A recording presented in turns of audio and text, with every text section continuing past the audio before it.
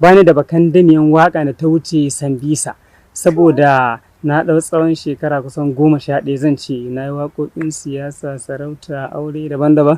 To amma babu waƙan da ta shahara kamar waƙan Sambisa, wanda a cikin waƙoƙina ma ni ban ɗauke ta ma wata abun nan ba, saboda ina da waƙoƙin da suka fi ta daɗi, kalamai da dai sauransu. To amma ita Allah ya ɗaukaka a wannan zamani.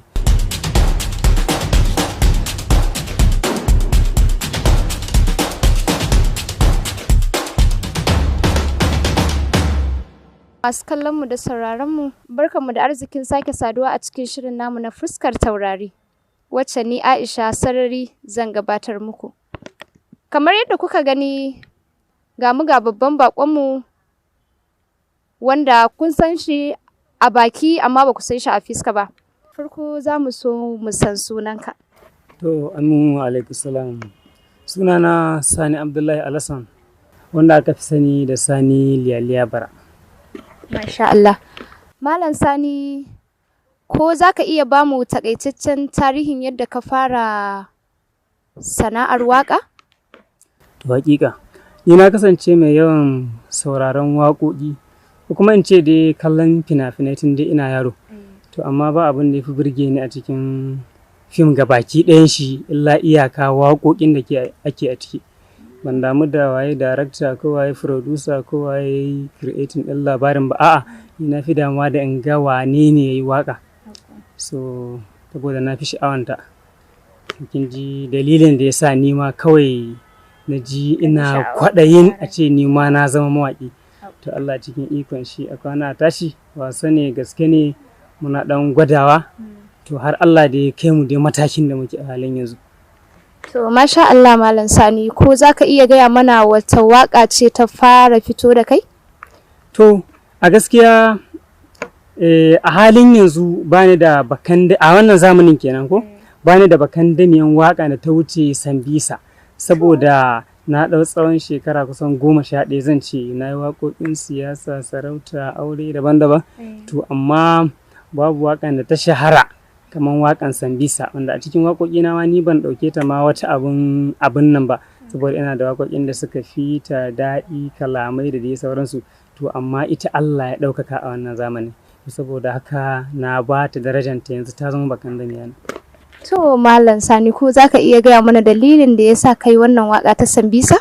To, kasancewar mawaƙa dai sun raja akan waƙoƙin soyayya. In kana son ka nishaɗantar da mutane baka da abin da za ka yi sai waka akan soyayya, kai da budurwanka ko kuma ka ga mace ka bi kaza, kin dai fahimci me nake nufi. To sai na yi tunanin cewa ya za a yi ni hankalin mutane karkato kaina, bari in ƙirƙiro wani abu wanda zai nishaɗantar da mutane kuma ya ba su dariya. To sai na danganta waƙana da Sambisa, na zaɓi saurayi mai naci, na nemo mace na tsaya dai na yi lissafi akan haka dai. Ce to yanzu a ce shi wannan ya ga mace ne kawai ya ga ta masa ta burge shi, bai san ta ba, bai san daga ina take ba, kawai sai azurbaɓin binta. Ina irin wasu dokoki da ta ce masa ita kaza kaza, sai ya ce mata zai iya tsallake wannan abun in dai har za ta aminta ta saurare shi. Irin dai samari yan kan zagi, ke ma kin sani. To daga ƙarshe dai sai muka ce ta ya za mu yi maganin irin waɗannan samarin. Ce to ashe ta ce ita da Sambisa ne garin su, idan har yana son ta yi bi ta can su yi aure. Kuma daga ƙarshe dai kin dai jin da ake tattaba. To ya gwada, ni ba ruwana. To, Malam Sani, mun ji tarihin. To, wace waƙa ce wadda ta biyo ta biyu kenan? Akwai waƙa ta biyu wanda nake cewa na je gida ina neman ka, iyaliyana shirya kawai mu je Sambisa a yi aure. To dalilin yin ta ita kuma ganin cewa ta farkon ta karɓu, mutane kuma suna son su ji yaya aka ƙare. To liyaliyan nan zai je Sambisa nan a yi auren nan, tunda ya ce garin nasu ko arami yake. Ko arami yake zai je. Masha Allah. To kin dai ji a na biyun ma dai jama'a dai suka dinga ya kamata dan Allah ka ƙirƙiro na biyu. Su dai waɗanda suka yi bidiyon kuma sun bani ƙarfin gwiwan cewa to tunda na farkon ya karɓu ya kamata ka daure ka yi mana na biyu. To kin ji dalilin da ya sa na ƙirƙiro musu na biyun. Kuma Allah cikin ikon shi na biyun ma aka zo aka yi ta, ita ma Allah ya ɗaukaka ta kamar yadda ya ɗaukaka ta farkon, ko in ce fiye da haka. aka ƙara ne muka ƙara yin gaban da zai bamu na uku, kuma na uku ma muka zo muka yi ta. Ma'ana kun sake na uku kenan. Mun sake yin na uku, ita ma na uku insha Allahu nan da ɗan wasu lokuta za ku ga bidiyon ta ya fito. Okay. To kamar yadda kowace sana'a mutane suna samun ƙalubale suna samun ci gaba.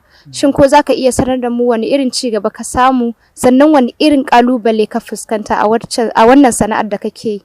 To a ɓangaren ƙalubale ni dai na kasance a da shekarun baya sun shekara 8 da suka wuce ko 7 na fi mai da hankali akan in rubuta waƙa kawai na sayar. To na yi wa mutane da dama tun wani ma bayan da yake zai zo ka taimake shi kana yi masa to a lokacin da ya fara zama wani abu sai ya kokarin kai zai watsa ƙasa ido. To wannan shine na fuskanci wannan ƙalubalen da dama, to amma ba komai bane. Sai in yi tunanin cewa ni nake da hikiman yi din ba kai ba, to dan kuma na yi maka kaje ka karu ni baka taimake ni ba ko kuma ka dauke ni ban san me nake ba, to wannan kai kanka kaiwa, saboda ni ne tushen maganin. To wannan shi bangaren nasara kuma alhamdulillahi mun ta dalilin waka mun haɗu da iyayen gida tsakanin 'yan siyasa, sarakuna da 'yan kasuwa da dai sauransu. To alfanu na zuwa sosai, mun samu damammaki wanda idan har ba wannan sana'an kake ba wataƙila ba za ka samu wannan dama. Ga wannan yana tambaya Usman Samba, wai a tambaya mashi shi ya ga har an shiga waka ta huda Sambisa, yana so kuma ya ji kayi bayanin waka ta 1 da ta 2 ne kawai a nan, to yana so ya ji ya tsarin waka ta 3 wacce ba ma a bidiyon ta ba da kuma ta 4 da yake ji ya abin yake. Sambisa dai kashi na 4 ba a yi ta ba. Abin da yasa nace ba a yi ta ba kuma mun kirkiri wasu waƙoƙi wanda guda 2, ɗaya akwai kishiya, to ɗaya ita an rubuta mata Sambisa 4 ba don komai ba saboda ita ma ta karɓu ne kamar yadda Sambisa 1 2 3 suka karɓu. To na ukun ta kuma idan ya bibi YouTube to insha Allahu kaman Barewa TV namu kaman shi 3SP din sun dora zai samu na ukun koda ma bai san an yi ta ba. To Malam Sani, me zaka ce wa 'yan uwa masu irin sana'anka waɗanda suke ciki da kuma waɗanda suke so su shigo, shin me zaka iya ce musu? Shawarwari kawai zan ba abokan sana'a waɗanda suke ciki a halin yanzu, wanda ba su shigo ba kan kuma ai ba su shigo ba. Yauwa kawai dai mu rike harkan billahi ilallahi, idan muka tsaftace harkan mu za mu ci ribanta kuma za mu gama ta lafiya. Idan kuma muka sa wasu al'amura na rayuwa wanda suka kai ga shedan ya yi wasa da tunaninmu har muka je muka to kin dai san me nake nufi, mutum shi yawa duk abin da ya biyo ba shi ya sani wa kanshi. Ni shawaran da zan ba mutane kenan, kawai mu tsaftace harkan namu. To Malam Sani, me zaka ce kuma wa masoyanka na duniya baki daya? Ina godiya sosai da mutane suka fahimce ni kuma Allah ya sa suna bibiyar lamurana, wanda na ɗau tsawon lokuta ina yi ba a sanni ba sai a halin yanzu. To ina godewa dukkan wani masoyina, da wanda ya sanni da wanda bai sanni ba, da wanda ya gani da wanda bai taba gani na ba. Na masa fatan alkhairi kuma a ci gaba da bibiyan al'amuran insha Allahu. Za mu ci gaba da kawo muku waƙoƙi na nishaɗantarwa wanda ma wasu ma da nake tunanin zan yi yanzu sun fi Sambisa kyau, sun fi Sambisa magana da izinin Allah. Insha Allahu idan dai har aka Allah ya ara mana lokaci kuma mutane dai ba ku ajiye mu ba, to insha Allah za mu ci gaba da kawo muku waƙoƙi masu ma'ana fiye da waɗanda ma kuke sauraron su yanzu. Komai yana da lokaci. Yawwa ko a yanzu ni in kaga waka na kace ta maka kana so za ka yi bidiyon da zan ɗauka in baka. Wataƙila ni ina tunanin akwai wacce nake so na yi, wacce wannan tafi wannan. Yawa to kawai shi ne.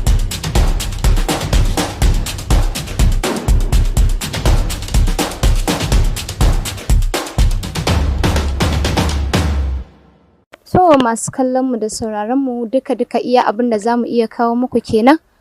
A madadin waɗanda suka taimaka shirin ya kammala, musamman mai ɗaukan mu hoto Usman Dadi SK, wanda ya taimaka shirin ya kammala Sani Hamza Funtuwa. Ni Aisha Isa Muhammad Aisha Sarari nake muku fatan alkhairi.